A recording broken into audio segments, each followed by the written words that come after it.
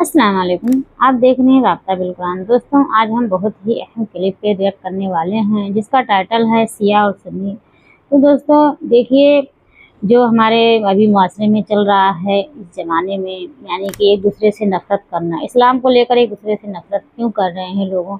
अल्लाह ताला ने कुरान और नमाज एक ही तरह के हर किसी के लिए बनाए हैं और हर किसी को नमाज और कुरान एक ही जैसा पढ़ना चाहिए। तो इसमें तफ़रक़ा क्यों डाल रहे हैं, दूसरे के दिमाग में क्यों गलतफ़हमी भर रहे हैं। गलत है। जो अल्लाह ताला ने कुरान में नाज़िल किया है, कुरान के माने में जो है उसको अच्छी तरीके से पढ़िए और समझने की कोशिश कीजिए, क्योंकि हर एक इंसान को समझ आनी चाहिए कि मतलब हमारा दीन क्या है, हमारा इस्लाम क्या है, हमें किस तरीके से रहना चाहिए। वीडियो में हम कुछ दिखाते हैं कि हमारे शिया सुन्नी में क्या तफ़रक़ा है, क्यों लड़ाई है, क्यों झगड़ा है और कौन सही है कौन गलत है। तो चलिए स्टार्ट करते हैं वीडियो। Let's go. अस्सलाम वालेकुम। साल 680 में इस्लाम की वो लड़ाई हुई जिसने इस्लाम को दो धड़ों में बांट दिया। यह ऐसी लड़ाई थी जिसमें बराबरी कोई नहीं थी। एक तरफ सिर्फ 72 लोग थे और दूसरी तरफ थी 1 लाख लोगों की हथियारबंद सेना। इस जंग में जाहिर तौर पर 1 लाख की सेना ने उन 72 लोगों को मार दिया, लेकिन इस जंग ने इस्लाम के इतिहास को बदल कर रख दिया। इस जंग ने दुनिया को दो चीजें दी। इस्लाम में शिया और सुन्नी नाम के धड़े और मुहर्रम, वही मुहर्रम जिसकी 10वीं तारीख को लोग हुसैन की याद में मातम मनाते हैं, खुद को टॉर्चर करते हैं और हुसैन की शहादत का जुलूस निकालते हैं। यह लड़ाई थी करबला की लड़ाई। इतिहास में ऐसी बहुत ही कम लड़ाइयां हुई हैं। करबला की लड़ाई अपने आप में बहुत इंपॉर्टेंट है। आज मैं आपको करबला के जंग की दास्तान सुनाऊंगा। क्या हुआ था करबला की जंग में, कौन थे इमाम हुसैन जिनकी इबादत आज भी की जाती है, और आखिर ऐसा क्या हुआ था साल 680 में कि 72 लोगों के खिलाफ खलीफा ने 1 लाख की फौज उतार दी थी। इसके साथ ये भी जानेंगे कि आखिर शिया और सुन्नी आपस में लड़ते क्यों हैं। ये सब जानेंगे इस वीडियो में, तो एंड तक बने रहिएगा, क्योंकि अपना इतिहास नहीं जानोगे तो खुद को कैसे पहचानोगे। दोस्तों, गर्मियां शुरू हो चुकी हैं और आप इन ट्रेंडिंग टी शर्ट्स को ट्राई करके ट्रेंडी लुक ले सकते हैं और अच्छे दिख सकते हैं। तो शॉप नाउ पर लिंक है, क्लिक जरूर कीजिएगा। 8 जून साल 632 के दिन इस्लाम के आखिरी पैगंबर मोहम्मद साहब की मृत्यु हो गई। उनकी मृत्यु के बाद इस्लाम फैलाने की जिम्मेदारी आई खलीफा के पास। खलीफा यानी मुस्लिमों का धर्मगुरु। अब धर्मगुरु के मामले में पैगंबर मोहम्मद साहिब के फॉलोअर्स दो धड़े हो गए। एक वो जो कहने लगा कि पैगंबर की ब्लड लाइन, यानी कि उनके ही किसी घर वाले को खलीफा बनाया जाए। इसके लिए पैगंबर के चचेरे भाई और दामाद अली इब्न अबी तालिब का नाम सजेस्ट किया गया। दूसरा धड़ा कहने लगा कि मुस्लिम कम्युनिटी खुद अपना लीडर चुने, ना कि किसी डायनेस्टी को फॉलो करे। इस तरह से रिश्तेदार को खलीफा बनाने की मांग करने वाले शिया कहलाए और दूसरा धड़ा सुन्नी कहलाया। फिर सुन्नियों की बात मानी गई और पहले खलीफा बने अबू बकर। अबू बकर के बाद दो और खलीफा बने, उमर और उस्मान। ये दोनों भी सुन्नी थे, यानी कि मुस्लिम कम्युनिटी से निकलकर बने हुए खलीफा। इस तरह से अबू बकर से लेकर उस्मान तक तीनों 632 से लेकर साल 656 तक खलीफा बने रहे। फिर फाइनली 656 में अली को खलीफा बनाया गया। अली तब तक बूढ़े हो चुके थे, लेकिन अली को भी कई मुस्लिम गुट पसंद नहीं करते थे।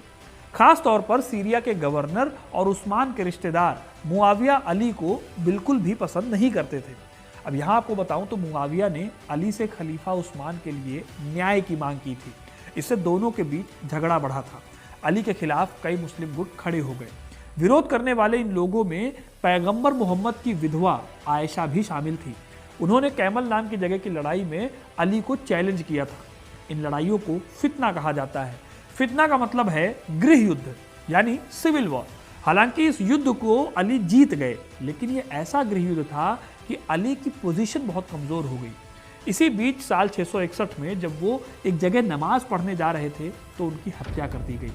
इन सारी घटनाओं से जमीन तैयार होती है करबला की जंग की। दरअसल अली की हत्या के बाद इस्लाम में एक बहुत बड़ी दरार पड़ी। मुआविया जो सीरिया का गवर्नर था, उसने राशिदीन खलीफा को उखाड़ फेंका, जिसमें ये चारों पवित्र खलीफा यानी अबू बकर, उस्मान, उमर और अली आते थे। इसके बाद उसने स्थापना की एक नए खलीफा की, उम्मय्यद खलीफा की। दरअसल हुआ ये कि अली की मृत्यु के बाद उनके बेटे हसन ने गद्दी संभाली, लेकिन बढ़ते खून खराबे को रोकने के लिए उन्होंने उम्मयदों के साथ कॉम्प्रोमाइज किया। एक संधि की गई जिसके तहत खून खराबे को रोकने के लिए हसन ने मुआविया को खलीफा की गद्दी सौंप दी। यह संधि साल 661 में हुई थी। संधि में हसन को इस शर्त पर मुआविया को अपनी सत्ता सौंपनी थी कि मुआविया एक न्यायप्रिय शासक होगा और वो एक राजवंश स्थापित नहीं करेगा। जाहिर है कि इस संधि का उद्देश्य ही था फितना को खत्म करना। फिर इस ट्रीटी से इस्लामिक फितना यानी गृह युद्ध कुछ सालों के लिए रुक गया। आगे जाकर होता है ये कि साल 670 में हसन की मृत्यु हो गई। उनकी मृत्यु के बाद हसन के भाई हुसैन बनते हैं कुफा की बानू हाशिम ट्राइब के चीफ। कुफा असल में इराक का एक शहर है। अब आपको बताऊं तो ये जो बानू हाशिम ट्राइब है, यहीं से पैगंबर मोहम्मद भी आते थे। अब कुफा के लोगों ने हुसैन को अपना समर्थन तो दिया, लेकिन फिर आता है एक बहुत बड़ा टर्न। देखिए, हुआ यह कि साल 676 में मुआविया ने अपने बेटे यजीद को अपना उत्तराधिकारी घोषित कर दिया। अब यह पूरी तरह से उस ट्रीटी का उल्लंघन था जो कि हसन और मुआविया के बीच 661 में हुई थी। इतिहासकार विल्फ्रेड फर्डिनेंड कहते हैं कि इस्लामिक इतिहास में इससे पहले ऐसा कभी नहीं हुआ था। इस वजह से कई विरोधी गुट मुआविया के इस फैसले के खिलाफ खड़े हो गए। फिर मुआविया ने कई गुटों को अपनी ओर मिला लिया, हालांकि हुसैन और कुछ दूसरे गुटों को वो अपने साथ नहीं मिला पाया। साल 680 में मुआविया की मृत्यु हो गई और इस्लामिक दुनिया में उम्मयद खलीफा की स्थापना होती है फाइनली। इतिहासकार लेमन्स लिखते हैं कि अप्रैल 680 में अपनी मृत्यु से पहले मुआविया ने यजीद को आगाह किया था कि हुसैन और इब्न अल जुबैर उसके शासन को चुनौती दे सकते हैं और अगर वो ऐसा करते हैं तो उन्हें हरा दिया जाए। यजीद को उन्होंने आगे ये भी सलाह दी कि वो हुसैन के साथ सावधानी से पेश आएं और उसका खून न बहाएं, क्योंकि वो मोहम्मद के पोते हैं। यजीद के बारे में पॉपुलर बिलीफ था कि वो एक भ्रष्ट, रिश्वतखोर और हिंसक शासक था। उसने अपने शासन को बनाए रखने के लिए हुसैन से वफादारी की मांग की, लेकिन हुसैन ने इस बात से इनकार कर दिया क्योंकि यजीद खुलेआम भ्रष्ट था और बहुत ज़्यादा क्रूर माना जाता था। हुसैन ने यजीद के ऑफर को मना करके मक्का की ओर रुख किया और फिर वो वहीं पर रुक गए। इधर यजीद के कारनामों से परेशान कुफा की जनता ने हुसैन को हजारों खत लिखे और अपनी परेशानी बताई।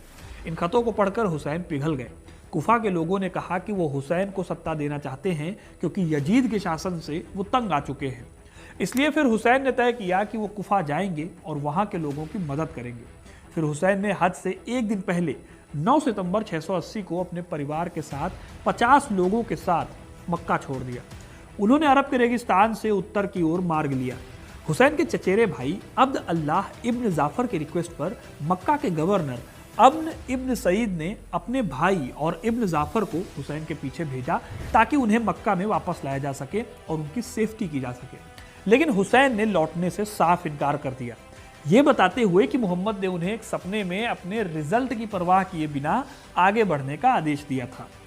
हुसैन के फॉलोअर्स ने उन्हें खूब समझाया, लेकिन वो माने नहीं और कुफा की ओर निकल गए। हालांकि जब तक वो कुफा पहुंच पाते तब तक यजीद के गवर्नर उब्दाउल्लाह इब्न जियाद ने कुफा पहुंचकर विद्रोह को दबा दिया। कुफा के लोगों ने यजीद के अत्याचारों से बचने के लिए हुसैन का साथ छोड़ दिया। इससे हुआ ये कि हुसैन अकेले पड़ गए। उन्हें पहले 1000 लोगों की सेना द्वारा रोक लिया गया। हुसैन से कहा गया कि या तो यजीद को खलीफा मान लो या फिर उनसे युद्ध करो। लेकिन हुसैन ने कहा कि वो सरेंडर नहीं करेंगे क्योंकि वो इस्लाम में न्याय और सुधार लाना चाहते हैं। अब हुसैन जो उमैयद डायनेस्टी के 1000 लोगों से लड़ने चल दिए थे, उनके पास सिर्फ 72 लोग थे, लेकिन फिर भी उनको भरोसा था कि उनकी सच्चाई की जीत होगी। इस तरह हुसैन 72 लोगों की बेहद छोटी सी टुकड़ी को, या यूं कहें कि उनके कारवां को उनके फैमिली मेंबर्स के साथ करबला की ओर धकेल दिया गया। ये जो मैप में आप यूफ्रेट नदी देख रहे हैं, इसके किनारे ही करबला बसा हुआ है। यहीं पर उन्हें कैंप लगाकर रहने को मजबूर किया गया। दोस्तों, ये जो मैं बता रहा हूँ, ये तारीख थी 2 अक्टूबर साल 680 की। तब हिजरी कैलेंडर में मुहर्रम का दूसरा दिन चल रहा था। आने वाले 8 दिन हुसैन और उनके 72 साथियों के लिए बहुत ज़्यादा तकलीफ देह होने वाले थे, क्योंकि यजीद ने तय कर लिया था कि वो किसी भी हाल में हुसैन की वफादारी हासिल करके रहेगा। अगले 5 दिनों तक हुसैन अपने कैंप में रहे और किसी भी तरह की शर्त को मानने से मना कर दिया। लेकिन मुहर्रम के 7वें दिन यजीद की सेना के कमांडर उमर इब्न साद ने 30,000 लोगों की सेना का इस्तेमाल करके हुसैन के पानी की सप्लाई को रोक दिया। इन सैनिकों ने यूफ्रेट नदी के पानी के एक्सेस को बंद कर दिया। तपते रेगिस्तान में पानी की कमी से हुसैन और उनके साथियों की हालत बद से बदतर होती चली गई, लेकिन यजीद को इससे कोई फर्क नहीं पड़ा। इधर हुसैन भी हार मानने को तैयार नहीं थे। फिर 2 दिन बाद मुहर्रम की 9वीं रात को यजीद की सेना ने जंग की तैयारी कर ली। 9 अक्टूबर की शाम को सेना हुसैन के शिविर की ओर बढ़ी। हुसैन ने उमैयद कमांडर इब्न साद से अगली सुबह तक वेट करने के लिए कहा ताकि वो मामले पर और ज्यादा सोच सकें। इधर हुसैन ने अपने आदमियों से कहा कि वो सभी अपने परिवार के साथ रात के अंधेरे में जाने के लिए स्वतंत्र हैं, क्योंकि उनके विरोधी केवल उन्हें चाहते हैं। कहा जाता है कि कोई भी हुसैन को छोड़कर नहीं गया, सब जंग लड़ने को तैयार थे। फिर जंग की तैयारी की गई। रात में ही एक टेंट लाया गया और एक साथ बांध दिया गया और टेंट के पीछे एक खाई खोदी गई। फिर इसमें खूब सारी लकड़ियां भर दी गई ताकि हमले के दौरान आग लगाई जा सके। जाहिर है कि हुसैन अपनी छोटी सी टुकड़ी से जंग को जीत नहीं सकते थे, लेकिन उन्होंने लड़ने की पूरी तैयारी कर ली थी। इसके बाद आता है दोस्तों मुहर्रम का 10वां दिन, जब फाइनली करबला की जंग शुरू होती है। हुसैन की 72 लोगों की सेना 1 लाख की सेना से भिड़ गई। इस लड़ाई में एक एक करके हुसैन के सभी सिपाही जंग लड़ने गए। वो बहुत बहादुरी से लड़े। हुसैन के बेटे अली अकबर और हुसैन के भाई अब्बास इब्न अली, ये दोनों इस जंग में शहीद हो गए। अब्बास की मौत का विवरण प्राथमिक स्रोतों जैसे कि अल तबारी या अल बालाधुरी में नहीं दिया गया है, लेकिन एक बहुत फेमस शिया धर्मशास्त्री शेख अल मुफीद ने किताब अल इरशाद में अपने जिक्र में लिखा है कि अब्बास हुसैन के साथ नदी पर गए थे, लेकिन अलग हो गए, फिर घेर लिए गए और मारे गए। किसी समय हुसैन का एक छोटा बच्चा जो उसकी गोद में बैठा हुआ था, वो भी एक तीर से मारा गया और मर गया। इस तरह एक एक करके जब सभी मारे गए, तब हुसैन ने भी जंग लड़ी और इमाम हुसैन बुरी तरह से घायल हो गए। उनके ऊपर कई तीरों और तलवारों का एक साथ हमला हुआ, जिसमें उनकी जान चली गई। सिफत सिनान, जो यजीद की सेना का दूसरा कमांडर था, उसने हुसैन का सिर धड़ से अलग कर दिया। इस तरह करबला की जंग खत्म हो गई। हुसैन की तरफ से जंग में 70 या 72 लोग मारे गए, जिनमें से लगभग 20 अली के पिता अबू तालिब के वंशज थे। इसमें हुसैन के 2 बेटे, उनके पैतृक भाइयों में से 6, हसन इब्न अली के 3 बेटे, जफर इब्न अली तालिब के 3 बेटे और अकील इब्न अली तालिब के 3 बेटे और 3 पोते शामिल थे। लड़ाई के बाद हुसैन के कपड़े उतार दिए गए और उनकी तलवार, जूते और सामान ले लिया गया। हुसैन के शरीर को घोड़े में बांधकर घसीटा गया और उनके सिर को यजीद के सामने पेश किया गया, जो कि उस समय दमिश्क में था। महिलाओं के गहने और लबादे भी जब्त कर लिए गए। कुछ दिनों बाद इन महिलाओं को मदीना रवाना कर दिया गया। दोस्तों, करबला की लड़ाई भले ही खत्म हो गई हो, लेकिन इसने एक कभी न खत्म होने वाली लड़ाई या यूं कहें दरार को जन्म दे दिया था। ये लड़ाई थी शिया और सुन्नी की लड़ाई। करबला की जंग अत्याचार के विरुद्ध जंग का सिंबल बन गई। यही वजह है कि हुसैन की मृत्यु के बाद उमैयदों के खिलाफ कई विद्रोह उठ खड़े हुए, जिसने आखिर में उमैयद खलीफा के पतन की नींव रखी। आज भी मुहर्रम के 10वें दिन हुसैन की शहादत की याद में मातम मनाया जाता है। उनकी हत्या को लेकर दुख जताया जाता है। तो दोस्तों, ये थी कहानी शिया और सुन्नी के बीच लड़ाई की और उस अहम जंग की जिसे करबला के नाम से जाना जाता है। आपको ये कहानी कैसी लगी कमेंट करके ज़रूर बताइएगा। वीडियो को लाइक और शेयर करना ना भूलें और ऐसी इंटरेस्टिंग कहानियों के लिए, इतिहास से जुड़े रहने के लिए हिस्ट्री कनेक्ट को सब्सक्राइब जरूर करें। धन्यवाद।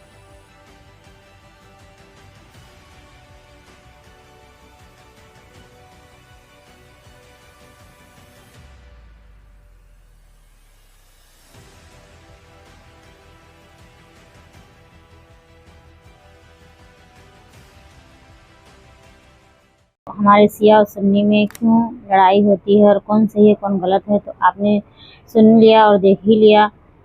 तो आप लोगों को इस वीडियो में कुछ समझ में आए तो हमें अपनी राय कमेंट में ज़रूर देना। फिर मिलते हैं नेक्स्ट वीडियो में। जब तक के लिए जज़ाकल्लाहु खैर, खुदा हाफिज़।